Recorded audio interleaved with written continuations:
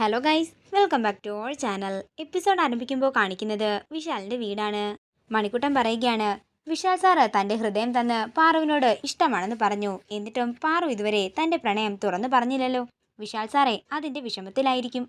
ഇതൊക്കെ കേൾക്കുന്ന പാറു വിശാല് തനിക്ക് സമ്മാനമായി കൊടുത്ത വിശാലിൻ്റെ ഹൃദയം ചെവിയോട് അടുപ്പിച്ച് പിടിക്കുകയാണ്. അതേസമയം പാർവതി തന്നോട് പ്രണയം തുറന്നു പറയാത്തതിൻ്റെ പരിഭവങ്ങളൊക്കെ ഗായത്രിയോട് പറയുകയാണ് വിശാൽ. അവളുടെ മനസ്സ് എൻ്റെ മുന്നിൽ തുറന്നു കാണിച്ച അതോടെ എൻ്റെ കൺഫ്യൂഷൻ എല്ലാം മാറുമമ്മേ.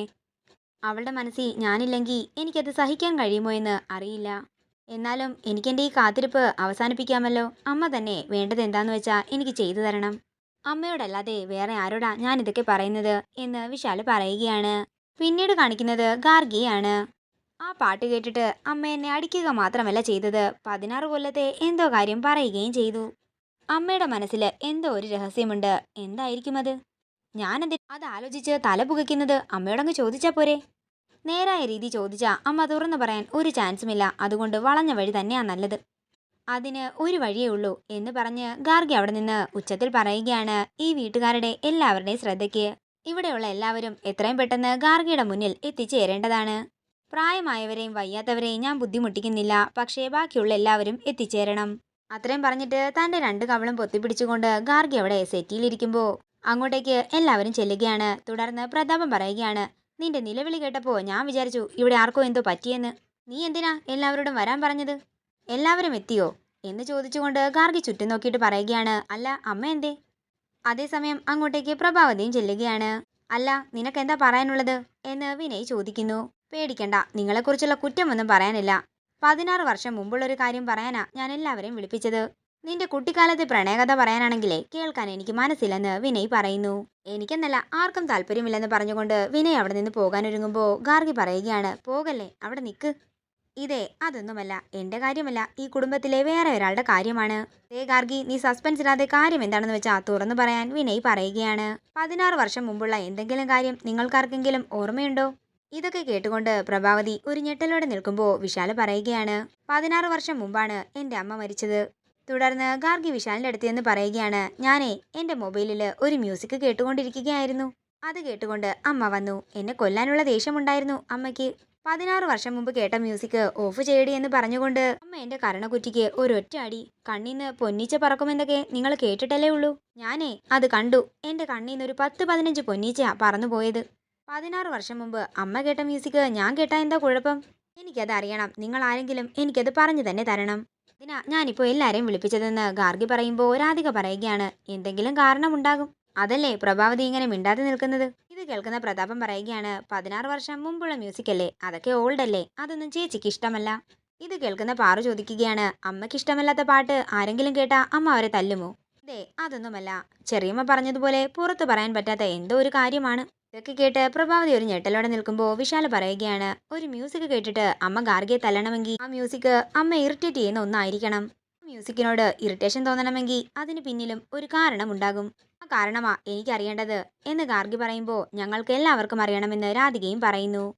പ്രഭാവതിയോട് തുറന്നു പറയാൻ രാധിക പറയുന്നു. തുടർന്ന് വിശാല് പ്രഭാവതിയുടെ അടുക്കലേക്ക് ചെല്ലുകയാണ്.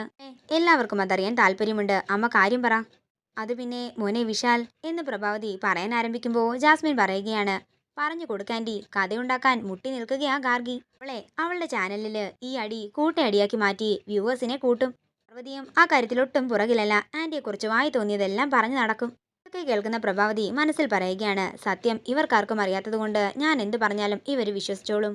കൊടുക്കാൻഡി എന്ന് ജാസ്മിൻ പറയുമ്പോൾ പ്രഭാവതി പറയുകയാണ്, പറയാൻ മാത്രം ഒന്നുമില്ല. അത് പണ്ട് ഗായത്രി പാടാറുള്ള ഒരു പാട്ടായിരുന്നു. ആ പാട്ട് കേട്ടപ്പോൾ എനിക്ക് ഗായത്രി ചേച്ചിയെ ഓർമ്മ വന്നു.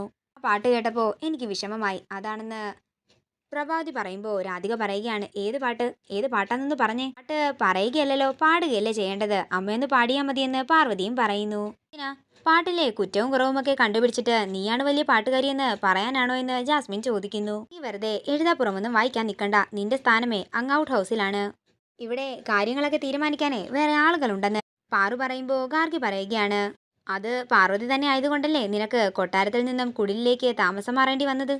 അമ്മ പാടണമെന്ന് പാർവതി പറഞ്ഞാലേ അമ്മ പാടിയിരിക്കും അല്ലേ അമ്മയെന്ന് ഗാർഗി ചോദിക്കുമ്പോൾ പ്രഭാവതി ആ പാട്ട് പാടുകയാണ്. ആ പാട്ട് കേട്ട് വിശാല് കരയുകയാണ്. രാധികയ്ക്കും ആ പാട്ട് കേട്ട് വിഷമമാകുമ്പോൾ പാറുവും പ്രഭാവതി തന്നെ നോക്കുകയാണ്. അതേസമയം അതൊക്കെ തന്റെ ഫോണിൽ റെക്കോർഡ് ചെയ്യുകയാണ് ഗാർഗി. അങ്ങനെ പാട്ട് പാടിയതിനു ശേഷം പ്രഭാവതി കരയുമ്പോൾ ജാസ്മിൻ പറയുകയാണ്, ആൻറ്റി എക്സലന്റ്, ഞാൻ ഇത്രയും പ്രതീക്ഷിച്ചില്ലെന്ന് ജാസ്മിൻ പറയുമ്പോൾ പ്രഭാവതിയുടെ തോളിൽ കൈവച്ചിട്ട് വിശാൽ പറയുകയാണ്, അമ്മ നന്നായി തന്നെ പാടി. എൻ്റെ കണ്ണുകൾ നിറഞ്ഞു പോയെന്ന് വിശാൽ പറയുമ്പോൾ പ്രഭാവതി കരഞ്ഞുകൊണ്ട് പറയുകയാണ്, ഈ പാട്ട് കേട്ട മോന് വിഷമമാകുമെന്ന് അമ്മയ്ക്കറിയാം. അതുകൊണ്ടാ അമ്മ ഗാർഗിയോട് ദേഷ്യപ്പെട്ടതും അവളെ തല്ലിയതും.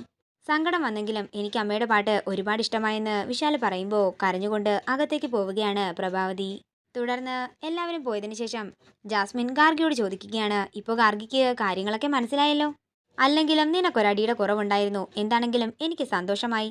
എനിക്ക് ഒരടിയുടെ കുറവല്ലേ ഉണ്ടായിരുന്നത്, നിനക്ക് 9 അടിയുടെ കുറവുണ്ട്.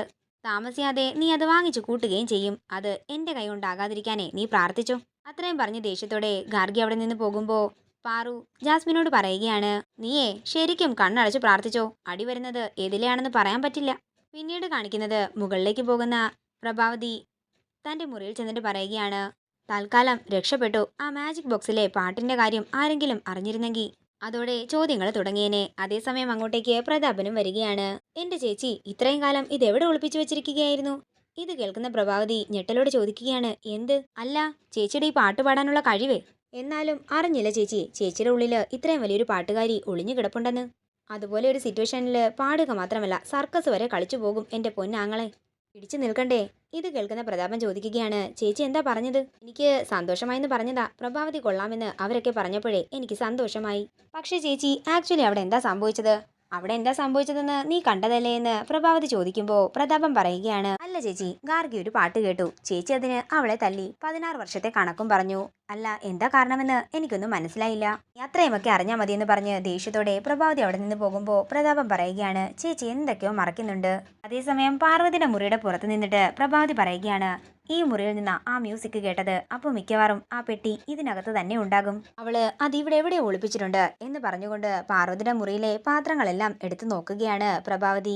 അതേസമയം ആ കാഴ്ച കണ്ടുകൊണ്ട് അങ്ങോട്ടേക്ക് വരുന്ന പാറു ഒരു ഞെട്ടലോടെ പ്രഭാവതിയെ നോക്കുകയാണ്. അമ്മ എന്തോ തിരയുകയാണല്ലോ, എന്തായിരിക്കും?